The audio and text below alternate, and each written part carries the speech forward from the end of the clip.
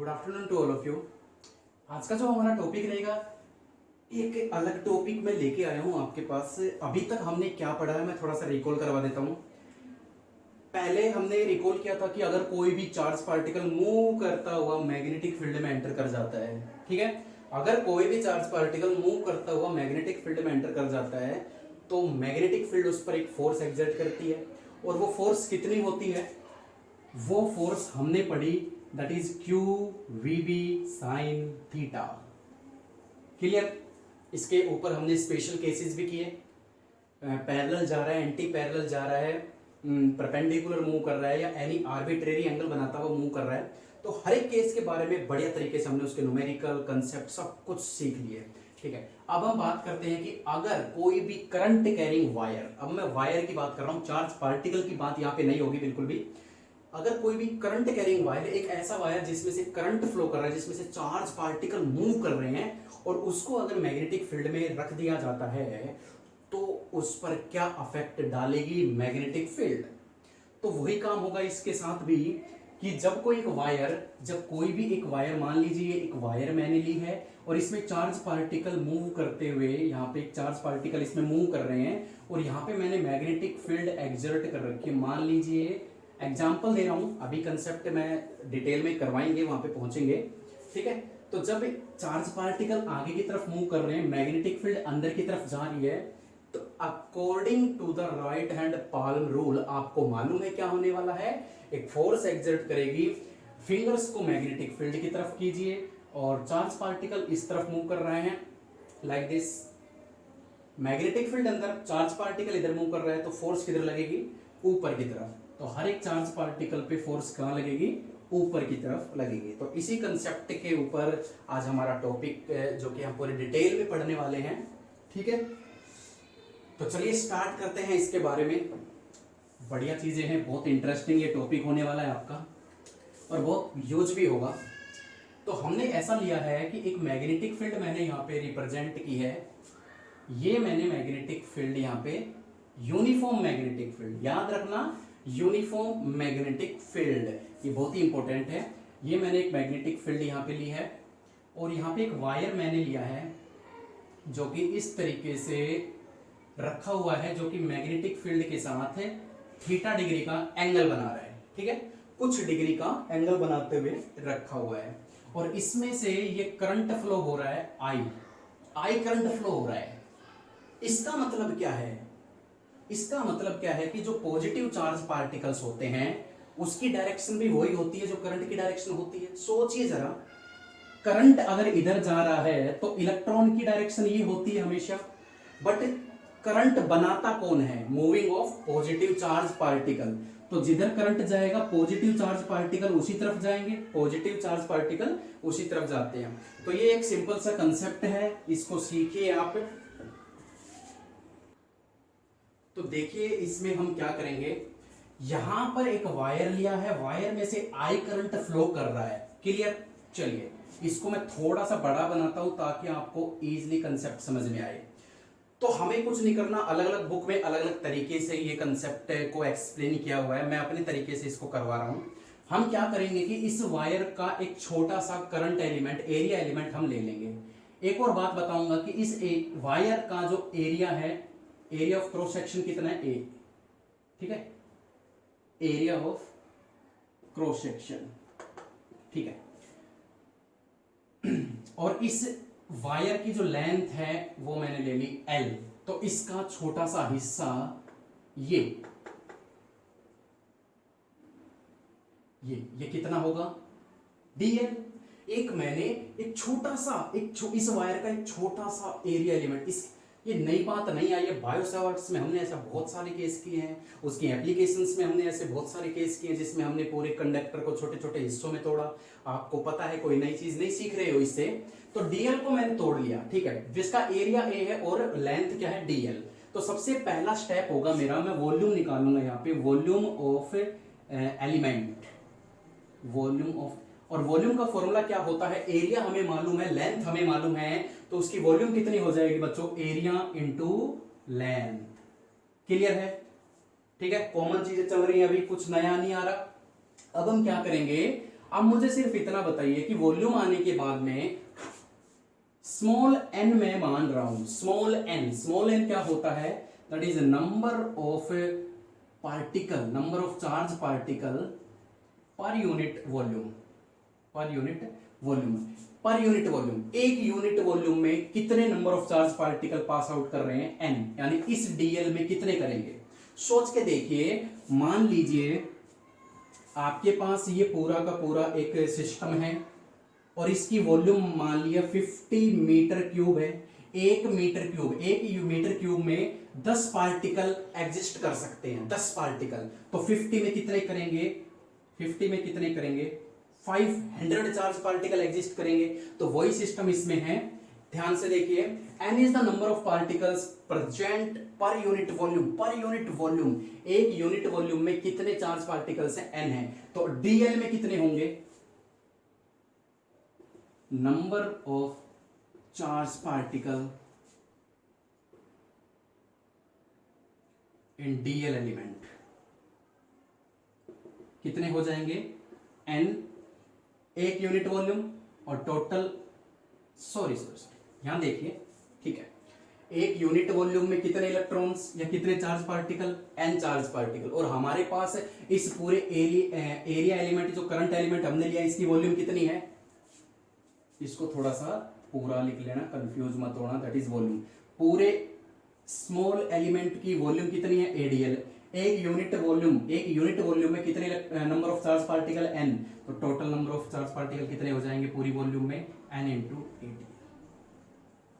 आराम से देखिए, ऐसे कंसेप्ट हम उसमें कर चुके हैं, इलेक्ट्रिक फील्ड और ड्रिफ्ट वेलोसिटी और करंट के रिलेशन में हम कर चुके हैं, बिल्कुल ऐसा का ऐसा ही, ठीक है। तो ज्यादा दिक्कत नहीं आएंगे आपको समझने में, ठीक है। अब हमारे पास इस डीएल के total number of charge particle आ चुके हैं। एक चार्ज पार्टिकल पर फोर्स कितनी लगेगी, force on one charge particle, एक चार्ज पार्टिकल में। और ये हम कर चुके हैं, प्रीवियस जितने भी वीडियोस हमने पढ़ी हैं उनमें हमने यही तो पता किया है कि मैग्नेटिक फील्ड चार्ज पार्टिकल पे कितना फोर्स लगाती है। देखिए कितना फोर्स लगाती है, Q V B sine theta, पढ़ा है, बिल्कुल पढ़ा है। लेकिन यहां पे चार्ज पार्टिकल को मैं क्या मान रहा हूं, ई, ठीक है। चार्ज पार्टिकल को, चार्ज का सिंबल क्या मान रहा हूं मैं, ई मान लेते हैं। तो कितनी फोर्स आ जाएगी यहाँ पे, E V B sine theta. और ये डी क्यों लगाया, क्योंकि चार्ज पार्टिकल किस स्पीड से मूव करते हैं, ड्रिफ्ट वेलोसिटी से। तो v को मैंने क्या लिख दिया, vd। क्लियर है।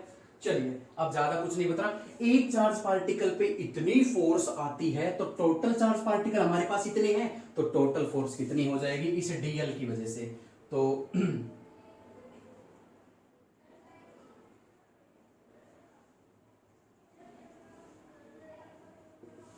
टोटल बोल तो दिया मैंने, लेकिन लग तो एलिमेंट डीएल पे ही रही है, तो फोर्स किस से रिप्रेजेंट करूंगा मैं, डीएफ।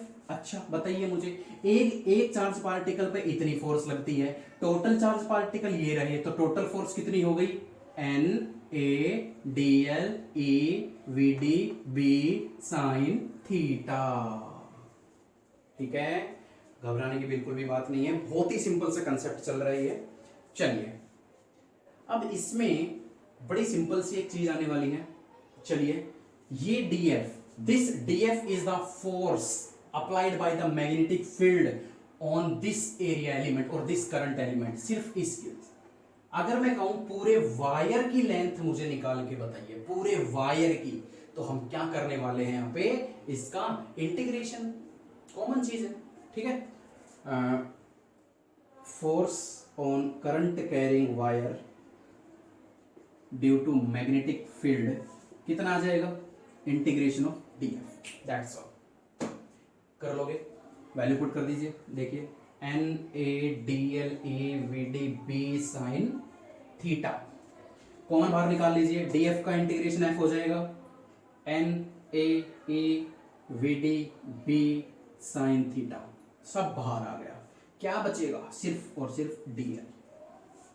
ठीक है, मैग्नेटिक फील्ड यूनिफॉर्म है, चार्ज पार्टिकल फिक्स होता है मैग्नीट्यूड, एन इज द, इस डीएल में जो total number of charge particle है इस डीएल में, तो per unit length DL DL DL सभी डीएल में नंबर ऑफ चार्ज पार्टिकल एक ही जैसे होंगे, तो N B constant, area of cross section fix है, ठीक है, मैग्नेटिक फील्ड फिक्स है, ड्रिफ्ट वेलोसिटी कांस्टेंट होती है साइन थीटा, ठीक है, बाहर आ गया, साइन थीटा भी फिक्स है। देख लीजिए कहीं भी आप मैग्नेटिक फील्ड ड्रॉ करो, ये देखो, ये देखो, ये थीटा देखो, ये थीटा, सारे थीटा क्या है, सेम होंगे, ठीक है। तो इसमें हम क्या करने वाले हैं कि डीएल का इंटीग्रेशन क्या होता है, F is equal to N A E V D B sine theta, and what is the integration of DL, that is L. तो अब एक लास्ट कंसेप्ट इसमें यूज होने वाला है, तो इसमें लास्ट कंसेप्ट क्या यूज होने वाला है, देखिए मैंने एक रिलेशन करवाया था स्टार्टिंग में, और वो रिलेशन क्या था, relation between drift velocity and current, तो वो था I is equal to V D E N A, जिसको मैंने क्या नाम दिया था, Veena, V D E N A. तो यहां से देखिए वी डी ई एन और ए, ये चारों के चारों पैरामीटर हमें क्या बनाएंगे, I, तो F कितना आएगा, I B L sine theta, I B L sine theta. मतलब अगर कोई भी वायर है जिसमें चार्ज पार्टिकल मूव कर रहे हैं, मतलब करंट कैरिंग वायर है, और अगर उसको यूनिफॉर्म मैग्नेटिक फील्ड में रख दिया जाता है, तो मैग्नेटिक फोर्स यानी मैग्नेटिक फील्ड जो फोर्स अप्लाइड करेगी वो कितनी होगी, I B L sine theta, I B L sine theta. Clear? यहां से एक चार्ज पार्टिकल ऐसे मूव कर रहे हैं, क्लियर हो गया। अब बात आती है इसके वेक्टर फॉर्म की। चलिए इस कंसेप्ट को फिनिश करते हैं और बढ़िया से इसकी स्पेशल केस करवाते हैं। अगर मैं इसको वेक्टर फॉर्म में लिखूं तो जो साइन थीटा है ये किसके बीच में है, वायर की जो ये लेंथ है, ये जो लेंथ है L और मैग्नेटिक फील्ड B के बीच का ये जो एंगल है that is the sine theta. इसका मतलब अगर वेक्टर फॉर्म में लिखूं तो क्या बनेगा, B cross L, B cross L, ठीक है। This is a vector form of magnetic force. Clear? अब बात ये आती है सर हम L क्रॉस B भी लिख सकते हैं या B क्रॉस L, क्या पता मैंने ये जो लिखा ये गलत हो। तो इसको ठीक करने के लिए हम direction right hand parlour rule का यूज करेंगे। देखिए जरा, मैग्नेटिक फील्ड ऐसे, मैग्नेटिक फील्ड ऐसे, ऐसे जा रही है मैग्नेटिक फील्ड, और चार्ज पार्टिकल ऐसे जा रहा है, थंब ऐसे जा रहा है मेरा ऊपर, मैग्नेटिक फील्ड। तो फोर्स किधर लग रही है, अंदर की तरफ लग रही है, अंदर की तरफ लग रही है फोर्स। चलिए अगर मैं स्क्रू रूल का यूज करूं, स्क्रू रूल, अगर मैं B क्रॉस L करूं, B को, ये B है, ये B है, ये B, और L ये रहा, ठीक है, L ये रहा। अगर B को L की तरफ घुमाऊं, B को L की तरफ घुमाऊं, ये L है आपका, ये वायर है, ये मैग्नेटिक फील्ड B है, ये अगर एंगल है, तो मैं कहता हूं अगर मैं B को L की तरफ घुमाता हूं, तो B को L की तरफ घुमाओगे तो स्क्रू की डायरेक्शन बाहर की तरफ आएगी, जबकि यहां पे अकॉर्डिंग टू पाल्मर रूल मैं कर रहा हूं तो फोर्स अंदर की तरफ आ रही है। इसका मतलब B क्रॉस L नहीं होगा यहां पे, इसका मतलब B क्रॉस L नहीं होगा, क्या होगा बच्चों, L cross B। Direction same आनी चाहिए। पाल्मर रूल, स्क्रू रूल, अरे रूल तो अलग होते हैं लेकिन डायरेक्शन तो एक ही जैसी बताते हैं ना। तो याद रखना स्क्रू रूल क्या कहता है, अगर आप यहां पे L क्रॉस B लेते हो, L क्रॉस B ऐसे, तो स्क्रू अंदर की तरफ जाता है, और according to palmer rule magnetic field और चार्ज पार्टिकल ऊपर जा रहा है, फील्ड अंदर, अंदर की तरफ, पाल में अंदर की तरफ, तो दोनों के दोनों रूल में फोर्स अंदर की तरफ लग रही है। इसका मतलब L क्रॉस B बिल्कुल ठीक है हमारा, ठीक है। तो बिल्कुल भी गलती नहीं होनी चाहिए, इस कंसेप्ट में बड़ा इजी है। तो यहां से हमने क्या पढ़ा, हमने सिर्फ इतना पढ़ा कि सर अगर कोई चार्ज पार्टिकल है मैग्नेटिक फील्ड में एंटर कर गया तो फोर्स लगेगी Q A B sine theta, और कोई करंट कैरिंग कंडक्टर या करंट कैरिंग वायर एंटर कर गया तो फोर्स लगेगी I L B sine theta, I L B sine theta, and theta is the angle between the length and B. चलिए अब हम देखते हैं कि जब भी क्रॉस प्रोडक्ट आता है, ध्यान से देखिएगा, +1 में आपने सीखा होगा, जब जब क्रॉस प्रोडक्ट आता है तो जो फाइंड आउट हम करते हैं उसकी डायरेक्शन इन दोनों वेक्टर के परपेंडिकुलर होती है, यानी F परपेंडिकुलर टू L और F परपेंडिकुलर टू B। ये अगर नहीं पता तो +1 में मेरी वेक्टर अलजेब्रा की आप वीडियो जरूर देखिए, वहां से आपको ये बढ़िया तरीके से क्लियर हो जाएगा। क्लियर है बच्चों? ठीक है, चलो अब आता है कि सर ये बताइए कि फोर्स मैक्सिमम कहां पे होगी। तो मैक्सिमम फोर्स की अगर मैं बात करूं, फोर्स विल बी मैक्सिमम, तो फोर्स मैक्सिमम उसी जगह पे होगी जहां पे साइन थीटा मैक्सिमम होगा। अरे सीधी सी बात है, तो sine theta maximum when theta is equal to 90 degree. अरे साइन 90 1 होता है, क्लियर? तो 90 डिग्री पे फोर्स कितनी आएगी, ILB साइन 90 डिग्री। तो F is equal to ILB। This is the maximum force when magnetic field and wire are perpendicular to each other, then maximum force will be applied by the magnetic field on the current carrying wire placed in a uniform magnetic field. Clear हो गया ये concept? Clear है? Direction निकालने के लिए आप use करोगे palm rule, screw rule, as your choice, ठीक है, कोई सा भी रूल। अगर इस चीज में मैं डायरेक्शन की बात करूं तो डायरेक्शन यहाँ पे अंदर की तरफ जा रही है, मैग्नेटिक फील्ड इधर है, वायर ऊपर है, तो फोर्स अंदर लगेगी।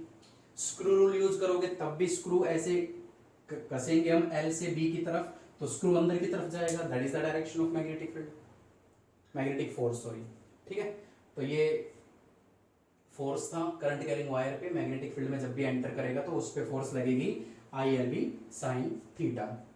एक सबसे इंपॉर्टेंट मैं बात बताऊंगा यहाँ पे कि L जो है ना, लेंथ ऑफ वायर, वो वेक्टर फॉर्म में लेनी है, और वेक्टर फॉर्म में क्या होता है, डिस्प्लेसमेंट नॉट डिस्टेंस, ठीक है। ये जब न्यूमेरिकल करवाऊंगा उस कंसेप्ट में आपको बढ़िया तरीके से ये क्लियर हो जाएगा। आज के लिए इतना ही है, कुछ भी नहीं करना। एक एरिया एलिमेंट लेना है छोटा सा DL नाम का, उस DL की वॉल्यूम निकाल लो, ठीक है, उस DL में total number of charge particle जो हैं वो निकाल लो, ठीक है, फोर्स निकाल लो टोटल, बस हो गया काम। 3 स्टेप का ये डेरिवेशन आपका। आज के लिए इतना ही, पढ़ते रहिए। Thank you so much.